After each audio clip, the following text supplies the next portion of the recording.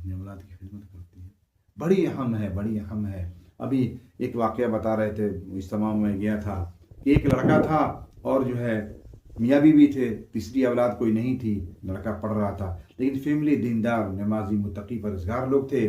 تو کہا کہ جب لڑکا بڑا افسر بن گیا، پہلی تنخواہ ملی اس کو، نوٹ کا بنڈل لے کے آیا، اپنی ماں کو دینے لگا۔ اتنے میں باپ بھی پہنچ گئے، ماں کہہ رہی تھی کہ اپنے ابا کو دو، گھر کے گارجین دو ہیں۔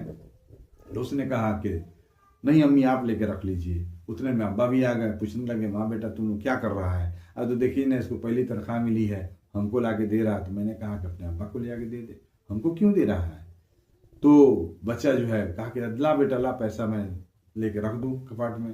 تو باپ کو پیسہ دینے کے لیے جو ہے بیٹا نے ہاتھ نہیں بڑھایا، تو باپ کو بھی صدمہ ہوا، ارے بیٹا مجھ سے کیا غلطی ہو گئی، وہی پیسہ تو اپنی ماں کو دے رہا ہے اور ہم کو نہیں دے رہا ہے، میں تیرا باپ ہوں، تجھ پہ میں نے اپنے مال کو خرچ کیا ہے، تجھ سے میری بڑی محبت ہے، تو ایسا کیوں کر رہا ہے بیٹا؟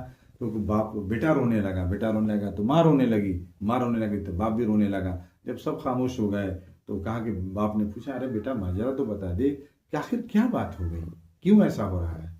تو کہا کہ اصل میں ابو آپ پیسہ کماتے تھے، آپ ہم کو دیتے تھے، ہمارا ہاتھ نیچے ہوتا تھا، آپ کا ہاتھ اوپر ہوتا تھا۔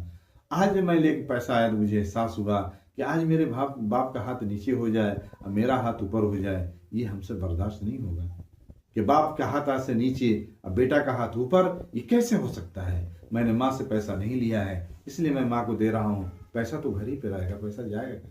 تو آج بھی جنہوں نے اپنے اولاد کو اولاد سمجھا ہے، اپنے اولاد کو وقت دیا ہے، اپنے اولاد کی قربت، اپنے اولاد کی تربیت کی ہے، تو بیٹا افسر ہونے کے باوجود بھی اب یہ اس کے دماغ میں ہے کہ میرے باپ کا ہاتھ نیچے اور میرا ہاتھ اوپر کیسے ہوگا؟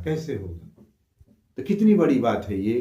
تو آج بھی اگر کوئی چاہے میرا بیٹا میری بیٹی نیک بنے تو اس کے لیے نیکی کا ماحول آپ دیں گے، آپ نیک ہوں گے، آپ کے فیملی نیک ہوگی تو بچہ بھی نیک ہوگا۔ اس کے لیے جو ہے گھر میں روزانہ تعلیم کرنا، مشورہ کرنا، قرآن کا حلقہ لگانا بڑی اہم چیز ہے۔ قرآن سیکھنا، دنیا میں سب سے بہتر کام قرآن سیکھنا، قرآن سکھانا ہے۔ ابھی تو رمضان کا مہینہ چل رہا ہے، جتنا زیادہ سے زیادہ ہو سکے 70 گنا بھاؤ بڑھا ہوا ہے، آدمی کو عمل کرنا چاہیے، اور رمضان کا عمرہ حج کے برابر ہے۔ ایک حدیث میں اور بھی مفہوم جس کا ہے، اللہ کے نبی صلی اللہ علیہ وسلم نے فرمایا کہ جس نے رمضان میں عمرہ کیا ویسا ہے جو میرے ساتھ حج کیا۔ اب جو کتنی بڑی یعنی سعادت کی بات ہے کہ رمضان کا عمرہ نبی کے ساتھ حج سے ملاتا ہے، تو ایسا ہے کہ نبی کی صحبت میں رہ کر کے اس انسان نے حج کیا ہو، کتنا بڑا انعام ہے۔